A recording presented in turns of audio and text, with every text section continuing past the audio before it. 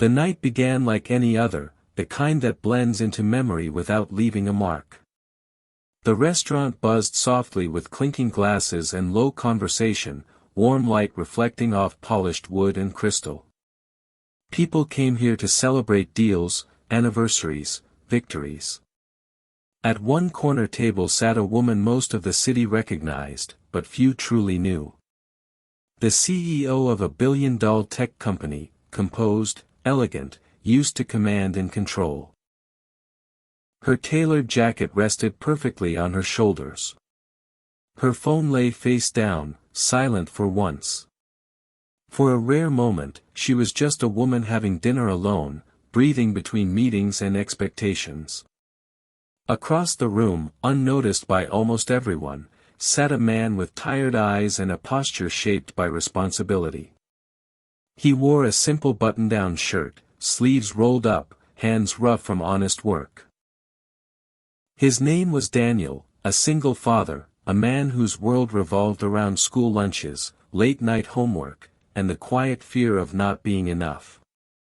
This dinner wasn't a luxury for him. It was a reward, a cheap pasta dish after a long week, paid for with overtime he nearly spent twice over.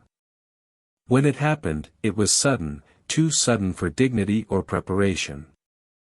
The CEO's breath caught mid-sip, her eyes widening in confusion and panic. Her hand went to her throat. At first, those around her didn't understand. They thought she was coughing, maybe choking on a laugh. Then her chair scraped back sharply. The color drained from her face.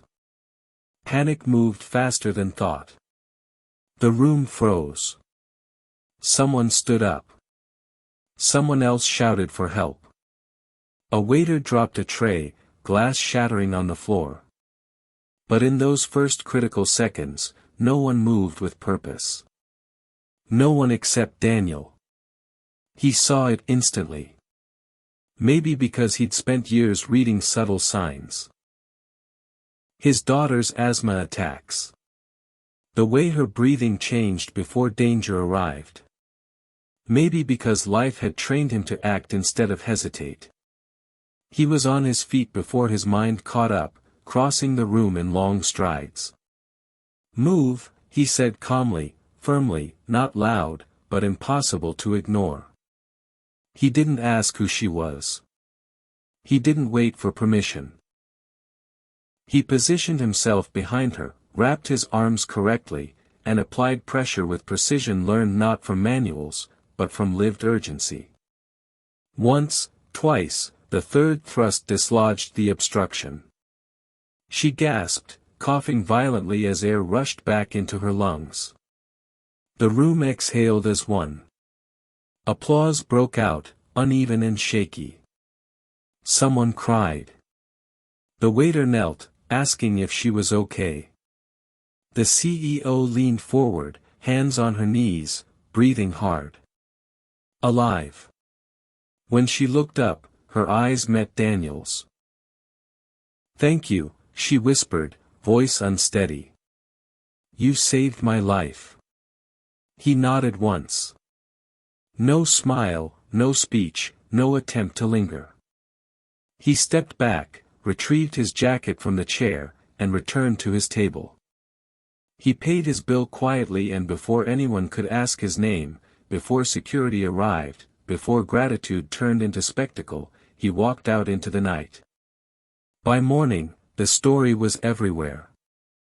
Social media buzzed with headlines and shaky phone footage. Mystery man saves CEO. Hero disappears after dramatic rescue. The company released a statement of gratitude. Interviews were requested. Commentators praised courage and humility, but no one knew who he was except the CEO. She couldn't stop thinking about him, not the rescue itself. Though that replayed in her mind often, but the way he left, no expectation, no desire to be seen. In a world where everyone wanted credit, he wanted nothing. She instructed her team to find him quietly, respectfully. It took time. Cameras caught only fragments. Credit card receipts led nowhere at first, but eventually a name surfaced. A modest apartment, a daughter in middle school, a man working 2 jobs, one of them night shifts, to keep a fragile balance intact. When she stood outside his building days later, she felt nervous in a way she hadn't in years. This wasn't a boardroom. This wasn't power. This was personal. Daniel answered the door cautiously, surprised to see a woman dressed simply. No entourage, no cameras. It's you, he said, recognition flickering across his face. Yes, she replied softly. May I come in? His apartment was small but warm. Toys neatly stacked, school drawings taped to the fridge. The smell of dinner lingering in the air. She noticed everything. The life built not on ambition, but on devotion. I didn't come to thank you, she said after a moment. I did that already. I came to understand you. He shrugged lightly. There's not much to understand. Someone needed help. You could have stayed, she said. You could have told your story. I have a daughter, he replied. She was waiting for me. That was the moment something shifted inside her.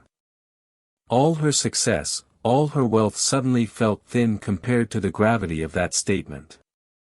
They talked about life, about fear, about responsibility. He never once asked her for anything.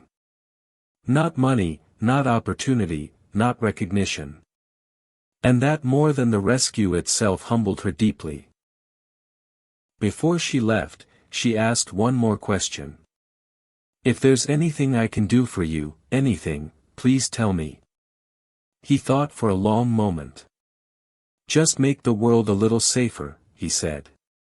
For people who don't get headlines, she nodded, and she meant it. Weeks passed. Then months. The story faded from the news cycle, replaced by louder scandals and shinier distractions. But behind the scenes, things were changing. Daniel received a call offering flexible work hours, better pay, health benefits, no mention of the CEO, just an opportunity that fit his life instead of consuming it. His daughter's school received new funding for emergency preparedness. CPR training programs expanded across the city, sponsored quietly by a foundation newly focused on everyday heroes. And the CEO, she changed, too. In meetings, she listened more. In decisions, she paused longer. She began attending events anonymously, learning how people lived when no one was watching. She stopped measuring success solely by growth charts and started asking who was being protected by progress and who wasn't. They never became close friends. They didn't need to. But once a year, on the quiet anniversary of that night, she received a handwritten note. Short, simple. She's doing great in school. Thank you. And once a year, Daniel received one, too. Still breathing. Still grateful. No cameras, no headlines, just 2 lives forever altered by a moment of selfless action. Because sometimes the greatest heroes don't stay to be applauded. They fade into the crowd, carrying the weight of ordinary love and quiet courage. And sometimes the people they save go on to change the world. Not because they were rescued, but because they finally understood what truly matters. The night began like any other, the kind that slips quietly into routine and never asks to be remembered. Outside, the city hummed with its usual impatience. Car horns, footsteps, distant sirens. But inside the restaurant, time seemed slower, wrapped in amber light and soft music. It was the sort of place where people came to feel successful, even if only for an hour. Polished tables reflected crystal glasses. Conversations floated in low, confident tones. At a corner table sat the woman many business magazines had named most influential more times than she could count.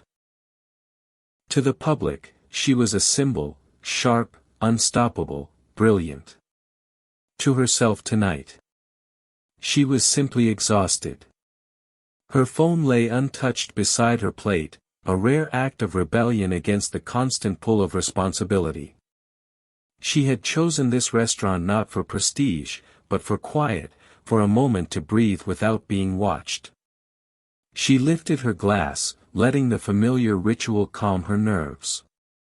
If this story touched your heart, if it reminded you that kindness still exists and love is strongest when it's patient and respectful, please like, comment, and subscribe to Kind Soul Stories.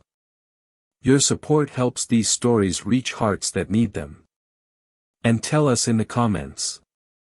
Where are you watching from? Globe showing Europe, Africa. Your voice matters here. Because every kind soul has a story. And this community is built on yours.